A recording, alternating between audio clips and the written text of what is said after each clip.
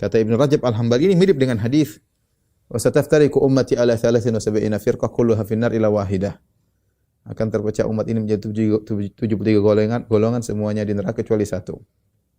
Yaitu man kana ala mithli ma ana alaihi wa ashabi al-yaum, yaitu orang berjalan di atas jalanku dan jalan para sahabatku, itulah yang selamat. Itulah yang selamat. Mirip dengan hadis ini, Rasulullah SAW mengatakan kalian akan melihat banyak perselisihan.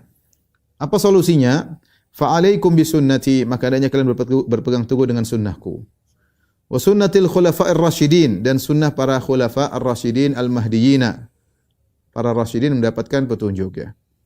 Taib, siapa khulafa'ir rasyidun?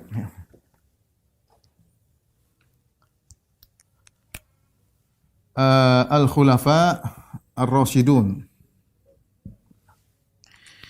yaitu khalifah-khalifah yang mendapat petunjuk, rasyid. Ada tingkatan ya, ada namanya ar-rasyid, kemudian al-ghawi disebut oleh Ibnu Rajab Al-Hambali, kemudian ad-dhal. Rasyid itu yang lurus, al-ghawi yaitu yang sesat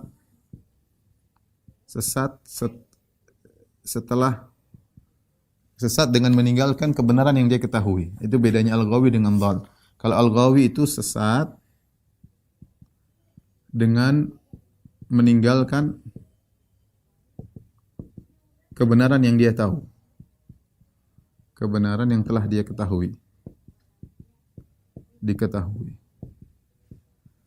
Kalau dhal yaitu sesat karena tidak tahu. Nah, seorang yang rasyid, yang lurus, dia pasti dapat petunjuk. Yaitu dia pasti al-mahdi, ya. Yaitu atau al-muhtadi, dapat petunjuk. Makanya dia lurus. Nah, Nabi di sini mensifati al-khulafa ar-rasyidin, ya. Ar-rasyidin al-mahdiyin min ba'di, yaitu khulafa yang rasyid, yang baik, yang rasyid, para khulafa, para khalifah yang rasyid, yaitu yang lurus, yang dapat petunjuk,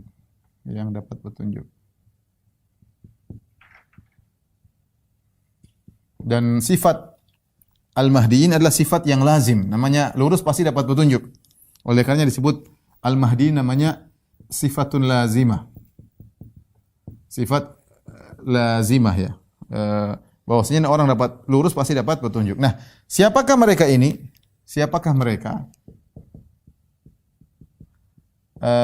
Para ulama sepakat mereka adalah 4 khalifah.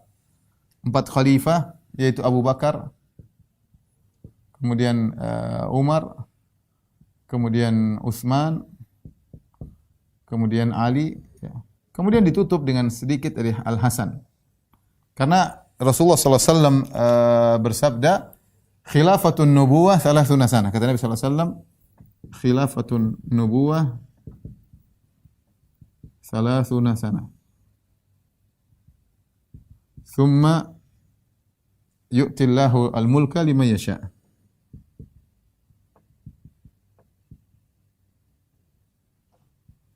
Liman yasha'. Kata Nabi SAW, khilafah kenabian 30 tahun. Khilafah kenabian 30 tahun.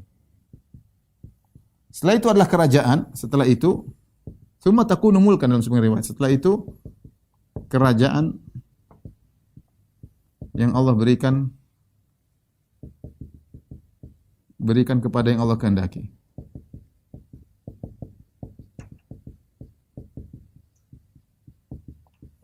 Nah, mereka ini, Abu Bakar masa pemerintahannya adalah 2 tahun 3 bulan. Umar 20 tahun 6 bulan.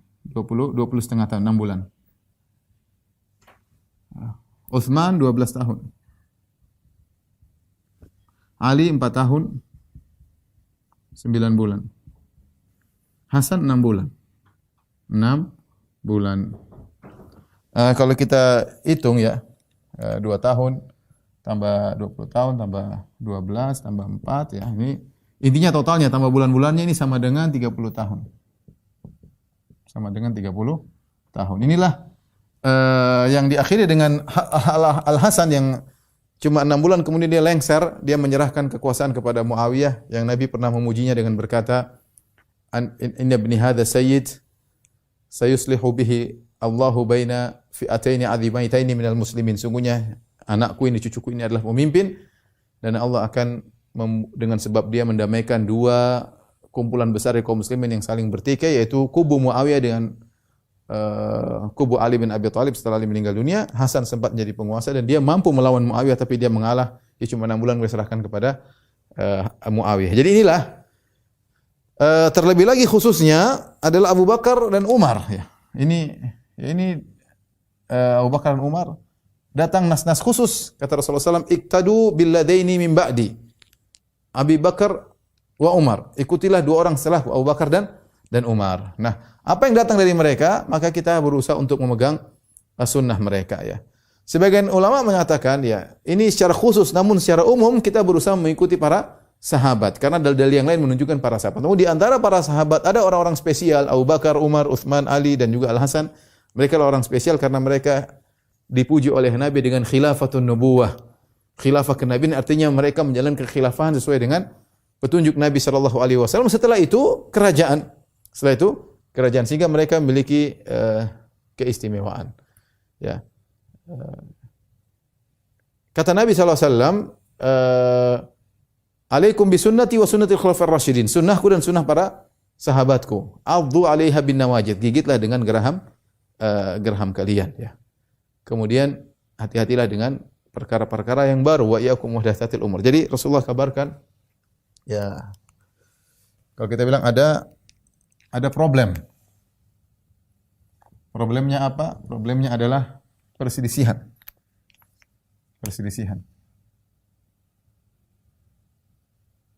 Lantas apa solusinya?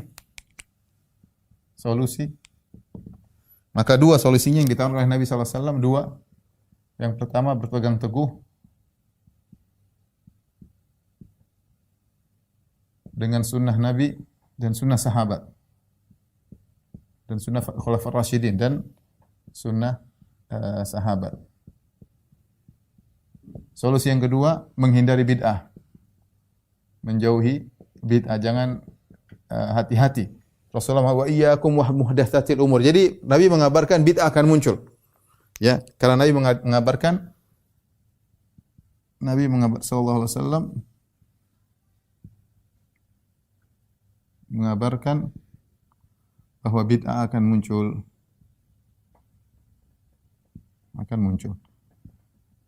Maka caranya bagaimana agar kita selamat? Hindari bid'ah-bid'ah tersebut. Dan bid'ah sangat banyak ya. Model-model bid'ah sangat banyak dalam masalah akidah, dalam masalah amalan yang bukan berdasarkan dari agama. Hindari. Inilah solusi kalau Anda ingin selamat dari perselisihan, berpegang teguh dengan sunnah Nabi sallallahu alaihi wasallam, menjauhi bid'ah. Bid'ah tersebut ya, di antaranya misalnya dalam usuluddin, dalam akidah. Kemudian misalnya dalam amalan ya, amal ibadah. Ya, ini di antara bid'ah-bid'ah yang dan masih banyak, tapi di antara yang paling nampak adalah dalam akidah dan amal ibadah. Yang tidak pernah diajarkan oleh Nabi sallallahu alaihi wasallam dan para sahabatnya. Seperti Ibnu Rajab Al-Hambali menyebutkan dalam Syarah Arba'in Nawawi, dia menyebutkan contohnya menolak sifat-sifat Allah karena dianggap berlawanan dengan akal, misalnya. Contoh, ya. Contohnya misalnya dalam akidah mendahulukan akal daripada dalil. Beliau juga menyebutkan di antaranya mengambil dalil dengan mimpi, mengambil dalil dengan perasaan Perasaan ini muncul orang-orang sufi ya dengan perasaan, dengan adzwaq, menurut dia baik atau tidak dengan perasaan. Misal dengan al-kashf, dengan apa namanya? Kashf katanya, ya. Kasyaf, ada Allah bukakan tirai sehingga langsung dia tahu tentang kebenaran, apalagi misalnya dengan mimpi, ya. Banyak hal. Kalau bicara tentang bid'ah tidak ada hujungnya, sangat banyak ya. Sangat banyak ya. Amal ibadah, ya misalnya ibadah-ibadah yang tidak ada contohnya ya. Ibadah-ibadah tanpa contoh. Banyak sekali ya. Bahkan di antara mereka ya melakukan ritual-ritual yang tidak ada contohnya. Ini contoh. Nah, kita berusaha kalau ingin selamat, jalan keluar adalah berpegang teguh dengan sunnah Nabi, sunnah para sahabat, seluruh bid'ah kita tinggalkan. Ada contohnya enggak? Kalau enggak ada contoh dari Nabi, ada contoh dari para sahabat enggak? Ada contoh dari para sahabat enggak ada? Mohon maaf, saya tidak mau ya. Kenapa saya ingin selamat? Berpegang teguh dengan sunnah Nabi sallallahu alaihi wasallam.